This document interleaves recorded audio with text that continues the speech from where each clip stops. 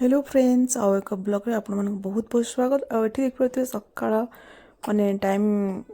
ही जाई पाखापाखि टिफिन जो ब्रेकफास्ट करवा टाइम तो एग्जैक्ट टाइम मन नहीं तो थिला शुक्रवार से एठी हमें ब्रेड को माने सैंडविच बनाऊछु तो ये कुंदी बनाऊँ अंडा देकिना बनइबे तो चिकू आ डुगू यहाँ खाइबे समस्त गुड मॉर्निंग आउ ये देख पाते रेडी आसलानी तो डुगू चिकू रेडी कराऊँ कुंदी आम पराठा अंडा आमलेट खाइबू तो एमती सब प्रिपारेसन सी ही करुँचे जस्ट ब्लॉग सब रेडी करी तो सैंडविच आम रेडी ये मुझे आसली आमर पराठा बन रातिर पराठा थी अंडा आमलेट बन खाई नबू तो ये समस्त आम धरी नहीं आसुच्छी समस्ते मिसिक खाई नबू तापर लंच प्रिपारेसन दिन सारा केमी कौन रोचे से आम खाई सारापर ही देखिए देखिए मोर परोटा को अंडा आमलेट माने आमलेट तो नहीं अंडा को पोस्ट जमी हो बाकी उल्टे तो बहुत भल लगता है ये टाइप आ जल्दी होता है और बहुत टेस्ट लगी था तो देखिए रेडी यमी यमी तो आम समस्ते बसिकिना खाई नबू खाई सारापर आज जेहेतु शुक्रवार था माने पखाल दिवस एक्चुअली सरी जाइए आम प्लान थिला कि पखाल दिवस जे माने करवा बट पखाल दिवस सब प्रिपारेसन कलु सब कलु मेन पखाल जोटा हुए से आम करें तो ये समस्त बस खाई नौ ब्रेकफास्ट कर जेहेतु पखाल दिवस बनवार प्लान था पोड़ा पोड़ी तो निया दरकार से बैगण टमाटो को पोड़ी नौ माछ भजा भाजी नौ माने बहुत प्रकार आइटम आज हे आउ मेन जिनसा हो नाला मुझे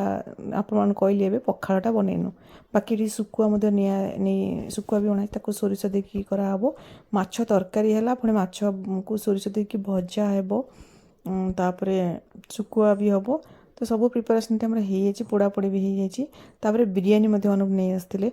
तो चिकू ये सब किसी खाइबे से अंडा भी होता तो सब प्रकार हो जाता किंतु पखाड़ आइटम जोटा पखाड़ जोटा जो एत सब प्रिपारेसन से आम कर मो भूली ही गलु तरबर एत सब है ना तो मन ही नाला प्लान था कि पखाड़ दिवस बनइबा तो यहाँ सोरिष देकी भजा हो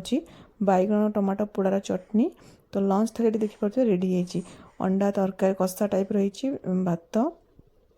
समस्तर माने चिकू से सब खाइबे से आम एटा बिरियानी टिके बिरियानी राइस खाली दिखाई बाकी ये देखिए बिरियानी टिके राइस दही सलाड माछ सोरिष देकी भजा शुकुआ राई आलू टमाटो पोड़ा पाग माछ तरकारी आउ कौन रहा मन पुणी देखी देखी कौची तो एतिकी थिला दही सलाड सब को बाढ़ी नहीं अनुकूल एत सारा कौन बट पखाड़ टे बनाई पानी पूरे भात ये था पखाड़ दिवस बाकी हो पारानी छाड़ तो चलते ये खाई नवा तापर आपण मान सहित आउ गोटे ब्लॉग रे देखा मुझे ब्लॉग को एते लॉन्ग भी करनी बहुत छोट ब्लॉग बनई अनुगुटे खाई कौन एत सारा देच मुझे कौड़ कौन खाइबी तो से करी इवनिंग टाइम रे ये अंडा आसला तो अंडा को अंडा चप बनाते कुंदी दी सब बनई बहुत टेस्टी थी अंडा चपटा तापर डिनर ये एग पोच को रुटी बाकी मुझे ब्रेकफास्ट डिनर तक दिन सारा कौन केमती खाइबा केवल खाइबा सब देखी